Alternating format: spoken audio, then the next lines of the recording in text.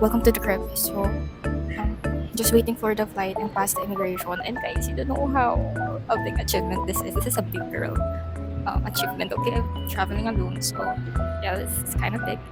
Super kinakabahan ako kasi wala akong bagahe. Tapos, sobra yung dala ko. Kasi 10 kg na yung pwede and 15 yung dala ko. So, nagbawas pa ako. Tapos akala ko kasi matagal sa immigration, pero luckily, saglit lang. And then, syempre nakaka-tagal yung sa immigration, which is, wala namang tinanong sa akin, like isa lang. So, and then pinalagpas na nila kagad ako. So, ayun lang, I'm happy and yeah, I think, see you later.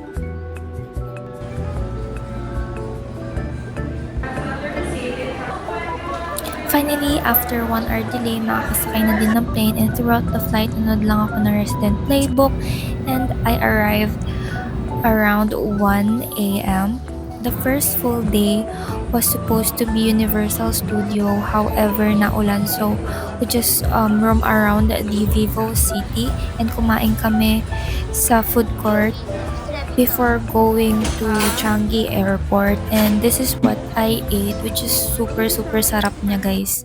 Right now nagka-crave ako dyan, and I'm with my siblings and my parents, so they're touring me around and teaching me kung paano gumagana yung transportation here in Singapore, kasi in the next few days is ako lang mag-isa gagala. We did a lot of activities here and ended the day with a hot pot. Welcome to the crib. So right now guys, I'm going sa Yishun and ikot lang ako. And samahan niyo ako mawala, okay? Kasi it's my first time na mag-travel alone and the difference ko is my work. So, ayun. Guys, this is a must buy. This one tastes so good. I already tried this one as well. This one's nice, but this one, delish. This one haven't tried yet, and this one already tried. It's delish. So that's a must buy. Okay. So right now guys, I'm in Orchard kasi wala akong magawa. So, dito ako napunta. And ikot lang kami, madaming tao doon. So, yeah, let's see kung ano meron dito. Labas ako ng Orchard and just looking around and sana makabalik akong paulit. So, ayan, meron silang mga ano dito. So, ayun, ikot-ikot lang. Wala akong mabili kasi it's branded. So, Don Quixote, nagbabaka sakali ako kung merong Civilian family, pero wala. And the matcha, wala din, sold out. Pero Civilian, wala talaga. So, nag-order na lang ako. So ngayon, dito na ulit ako sa bawang. Bumili lang ako ng boost juice, which is kinakrave ko pa siya ng isang taon. And then, bread to, para pang merienda. And ayun, pataas na ulit ako. Wala ko nabili kasi, wala ko nabili. So, ito na lang. And sobrang daming tao. Pumunta rin ako sa Lucky Plaza, which is yung mga ang daming Pinoy doon. So, first time Divisoria, pero ayun. Wala rin ako nandito. Kasi super daming tao. Dapat bibili ako ng halo-halo kasi masarap daw yung halo-halo doon. Kaso, ang daming tao. So, muna. Day 5, punta kami ng Haji Lane at sa Bugis. Tama na kayo mawala. Right? So, on the way na kami sa MRT. Pero kain muna kami lunch. So, papunta kami sa Bugis Plus. Kasi may titingnan yung kapatid ko. Ano nga titingnan? Papa. Sa anime. So, ayun.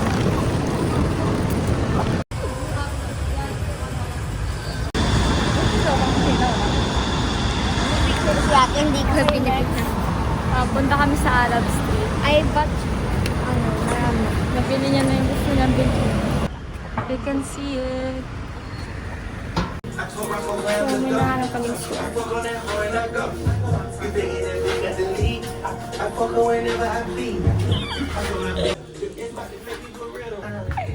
For $14.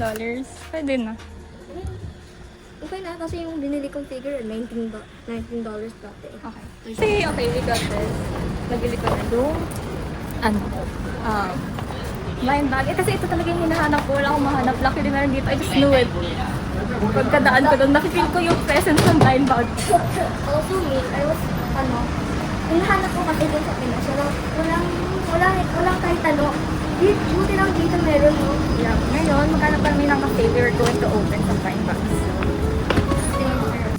Dapat sa Haji Lane and Bugis lang kami pupunta, pero nakita ko sa map na magkakatabi lang pala tong Arab Street, Haji Lane and Bugis. And we're happy that we're able to go here kasi super ganda talaga ng area and very Instagrammable, and there's a lot of souvenirs, cafes, and restaurants. Sana may mahanap kami na cafe dito. Like yung, ano lang, chill cafe, gano'n. Ano ba yan?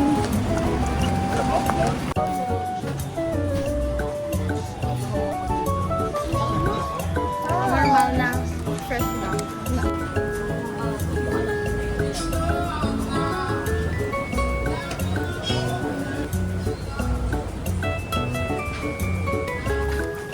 So, dito na kami sa may Haji Lane naman. After yung Arab Street.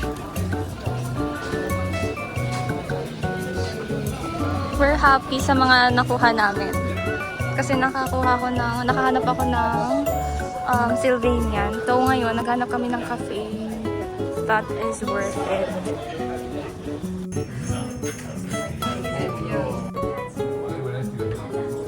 Hi, we're here at this is a Donkey Coffee, and we're going to taste this their matcha.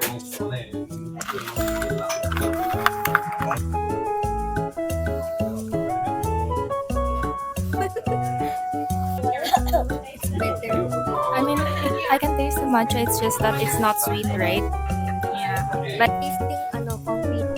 it's a bit chalky too. I'm going to open his first, which is Yeah. yung ano nga to? Project Sekai. Actual name. Project Sekai.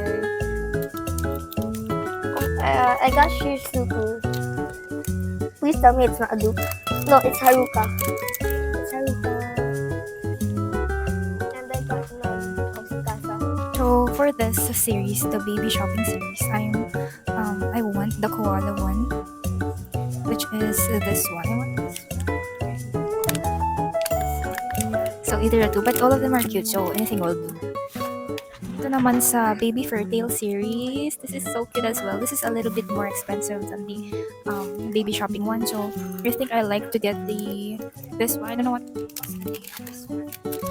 Or the princess. So let's see. I hope na makuha ko yung gusto ko. So I won't, hindi ako matempt na bumalik at bumili ulit. Kasi it's a bit expensive still, so. And also me.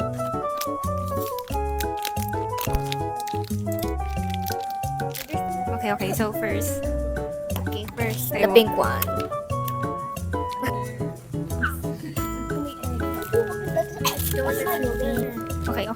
Okay lang. This is still cute. All of them are cute, so anything will do.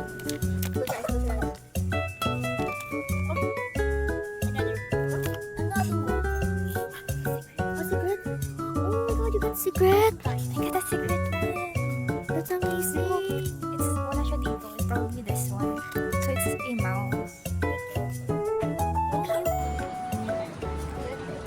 Okay, guess where kami pupunta? I'm going back to buy another one. Just one more. Bro. Seven. Di ba cute din siya? Oh no, another dilemma. Yippee! I picked the baby baking party series para iba naman. Thank you. Lasang same pa din. Taste test. Ang lasa? We're done for today. We're so happy.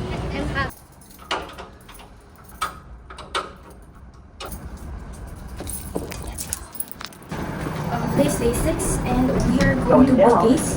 We're going to Bugis and then Marina Bay. And I thought we can go to Marina Bay kasi naulan best. So yesterday was a perfect day as in, but it's too hot. Ngayon naman, naulan. Story 1. Let's see.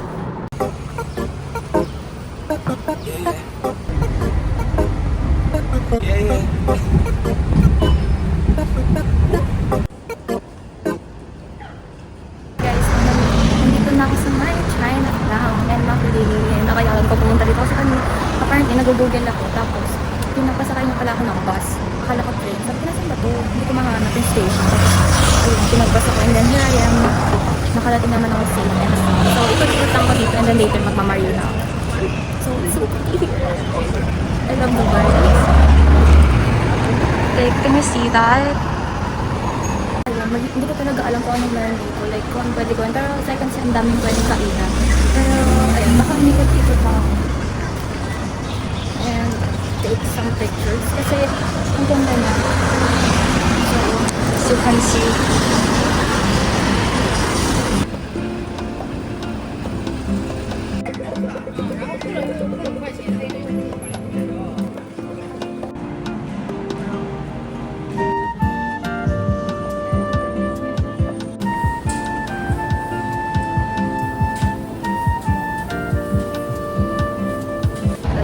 better than yesterday. I will go back just to try this again. It's good. So, hindi ako makalabas-labas dito sa Chinatown and sana makalabas. Like, nawawalan na ako. Like, hindi na familiar yung dinadaanan ko. Bayfront na ako. Sige. Sige nakatawag.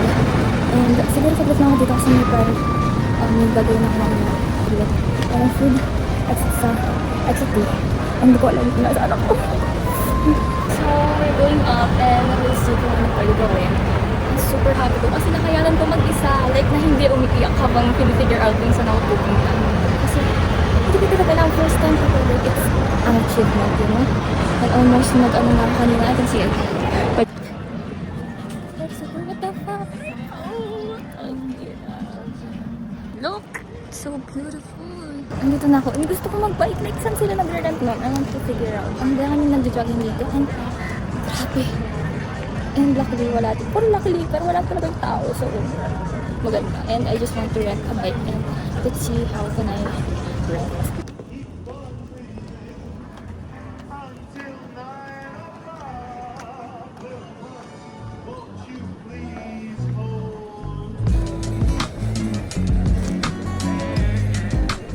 Super saya, grabe. Ganito pala yung feeling.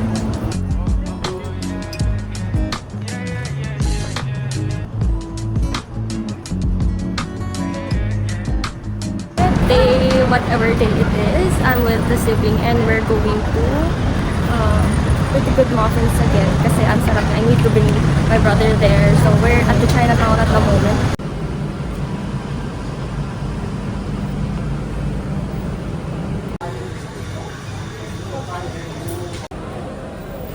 So we just got the goods. It's what rated? 8. Hindi na 4. Ngayon ko lang na-realize na malapit pala kami dito sa may magandang building. So, ngayon ko lang siya nakita. Kasi last time yung pumunta ko dito, hindi ko siya nakita.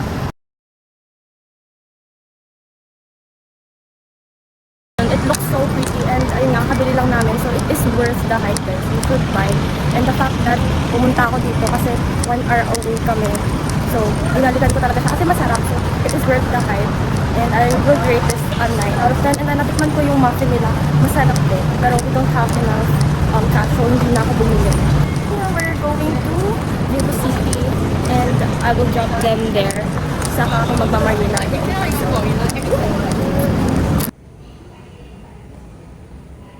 hindi nawawala ako. Pupunta ako Gardens by the Bay.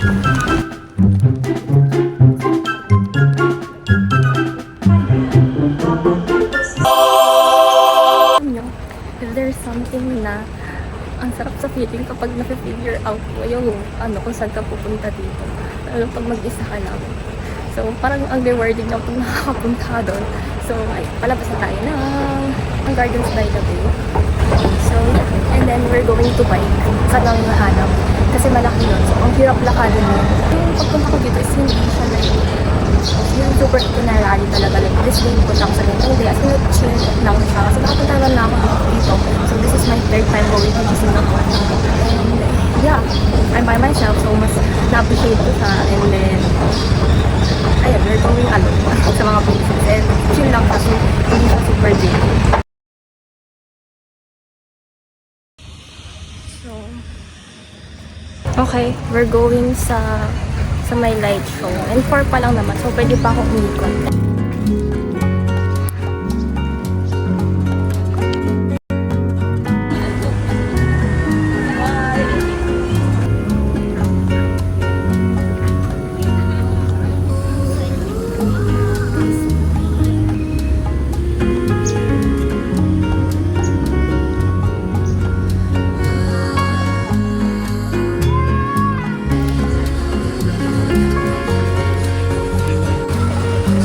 Buy din, which is this one.